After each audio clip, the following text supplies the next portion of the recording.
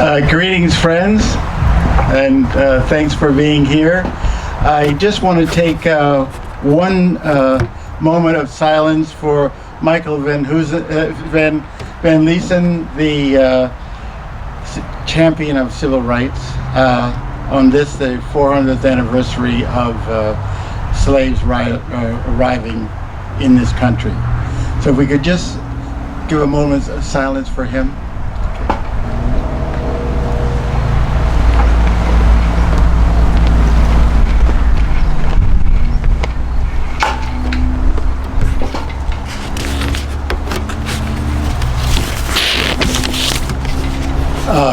Thank you. All I can say about the first 400 years anniversary of slaves arriving in this country is that basically my people arrived under the Mayflower, and in the belly of the Mayflower to be exact. And as far as Plymouth Rock goes, Plymouth Rock kind of fell on us. We didn't land on Plymouth Rock. Plymouth Rock landed on us. So I just want to make that distinction. Okay. So anyway, thank you. That being said,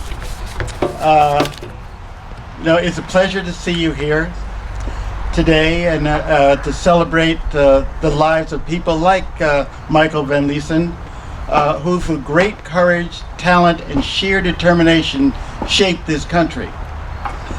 I'm Charles Roberts, chairman of Rhode Island Slave History Medallions, and we're a nonprofit organization dedicated to providing historically accurate information and stories about the use of free labor provided by slaves and Indigenous American people. Very important. So before I begin, though, I have some people to thank, supporters to thank here. And one of those supporters I really want to thank for us being able to be here is, and I want to recognize, is a man who tirelessly, I know because I watched him, worked from 1996 to 2006 in making sure that we actually had this park and this monument. And what I'd like to honor is Mayor Paul Gaines.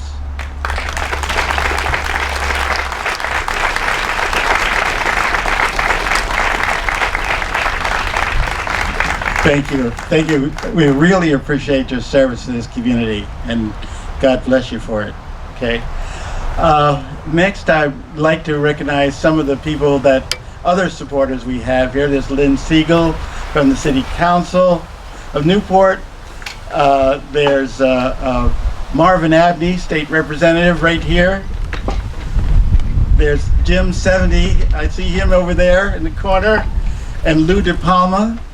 I also see Sander Flowers from the Newport School Committee right there, and don't worry about that, and City Manager of Portsmouth, Ray Rayner.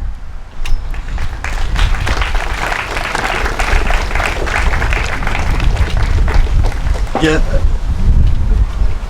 Did I miss anybody? Huh?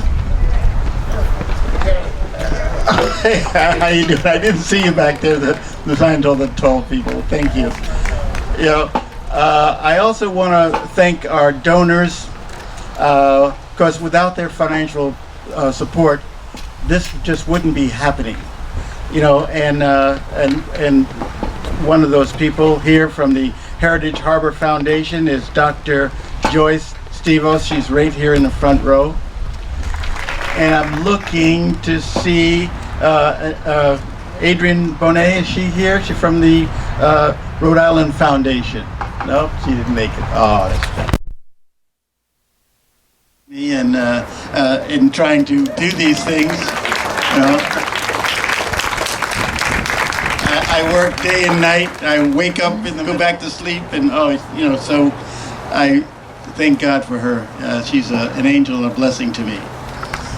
And finally, I want to thank the Risham board and committee members, because without their help and support, none of this would have taken place. They also tolerated me. I'm an old soldier.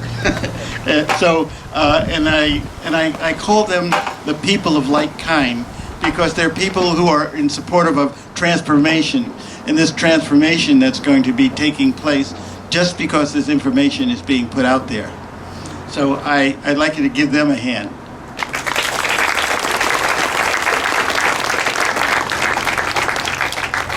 Now, at the board of Rhode Island Slave History, RISHM, we believe that without a foundation in history, it is difficult, if not impossible, to grasp the effects that the institution of slavery has had on our society today. And I'm sure you, every time you turn on the newspaper, the news, you see it. James Baldwin said it best: history is not the past, it is the present. We carry our history with us. We are our history. So I'm a Newporter. My family migrated here since in 1889. And as a boy, I ran around playing in the common burial ground before I would jump off the pier at Van Zandt Pier to go swimming. Wild kid. Then as an adult, I explored Gods of the Laker. And one day, I stopped to look around me, and I realized that I was standing in a field of angels carved in stone.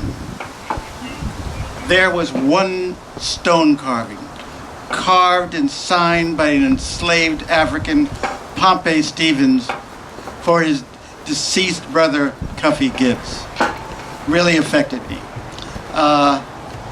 Then I realized this, that if that enslaved African had not carved and signed his own work, we would have never known that slaves did this work, and we would have never had a record of it, of the first piece of artwork carved by a slave in North America.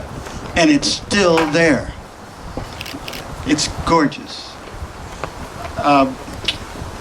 In fact, by signing his work, he transformed the narrative of American decorative art. The angel image that we chose was chosen for our medallion as a representation. It was an artist representation of the stone.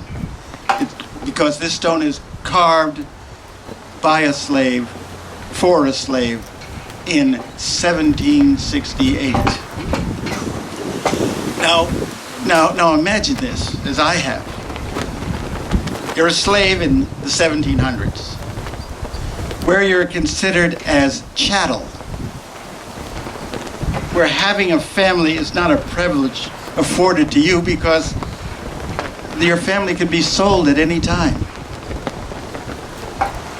For me,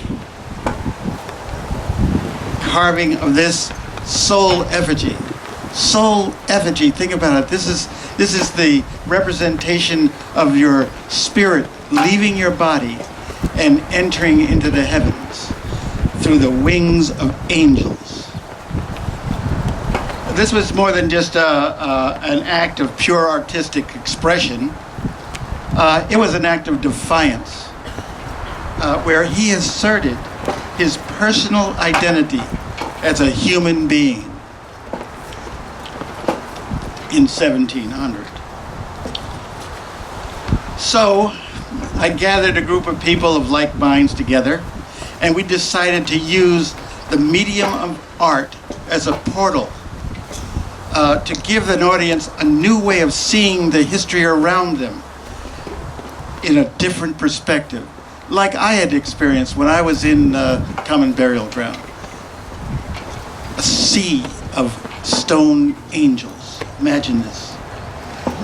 For added value, we equip the medallions with QR code technology linked to a dedicated website with historically accurate content that provides the user with a broader understanding of the role of the business that the state of Rhode Island had in slavery. You can just take this, there's a QR code on each one of these things, and with your phone, you just scan it, and all the information that comes up at that location comes up on your phone. Through the use of this website, we make this information available to everybody, everywhere. The medallions will be located at near sites where that are connected to slave-related history, making it accessible to students, residents, and visitors to the state of Rhode Island. To date, we have letters of support for placing medallions at Linden Place and DeWolf Tavern in Bristol, the Stephen Hopkins House in Providence, Smith Castle, North Kingstown, the James Drexel House in Warren, the John Stevens House in Newport, and through the Newport Historical Society, we have the Old Colony House, the Wanton Lyman Hazard House, and the Great Friends Meeting House. These are all significant locations in this tapestry. So, without further ado, I just want to say that with all of you here, I appreciate that you are contributing to this just humongously important transformation of our history and our culture. And I'm here, I just want to thank you.